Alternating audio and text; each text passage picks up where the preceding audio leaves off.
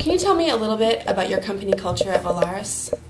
Well, our company is very young. We are 5 years old, 4.5 years old, so we have a very entrepreneurial culture. Very much like Southwest, where it's low hierarchies, open door policies, and it's very entrepreneurial. Things happen very quickly, and it's very dynamic atmosphere in our company. Yeah, the average age is still in the 20s, and I think that has to do, of course, that we're a young company, but that we attract also a lot of young people because they want to be part of this innovative airline of a sector that did not exist in Mexico before. I mean, low-cost carriers started operating in 2005, and we started in 2006.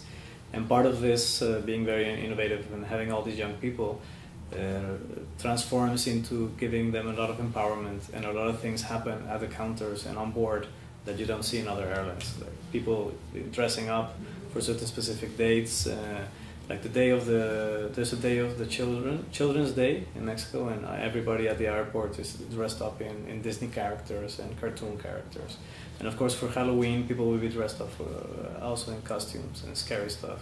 And that happens without a budget, without the planning, it's just the airport personnel doing it by themselves. And that is very much appreciated by our customers, and also it creates a strong team bonding among our ambassadors, which is what we call people working at Volaris. And the results really show it. The Great Place to Work Institute gave us an award of being one of the best companies to work for in Mexico. So 2 years in a row. 2 years in a row. Very happy. I think something which was very important is I remember when I came to Mexico, and it was just before we started operating, and I wanted to show and give the people of the company a very, very strong message of how we should relate ourselves so well that our relationships would be mirrored in our relationships with the clients, okay? And I remember Mexico is a very formal city. I mean, it's like working in New York, and everybody has a tie and everything. And I remember the first ceremony that we did is I invited my 12 most important executives in the company for a cocktail one afternoon.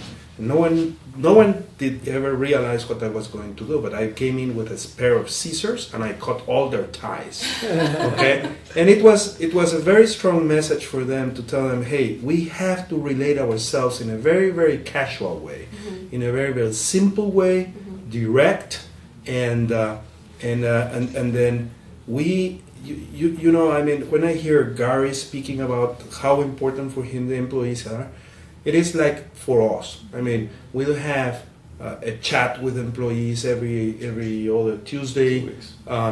We do have TVs. Our internal communication is managed through TVs with basically hot news of what is going on. I mean, the employees today were part of the ceremony here. They were watching what was going on here.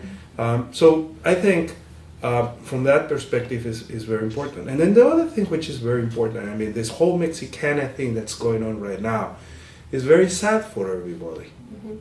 But what we're telling our people is they have to realize that the culture that we're pushing into the company and the way we relate ourselves is a guarantee for them, is a competitive guarantee for them.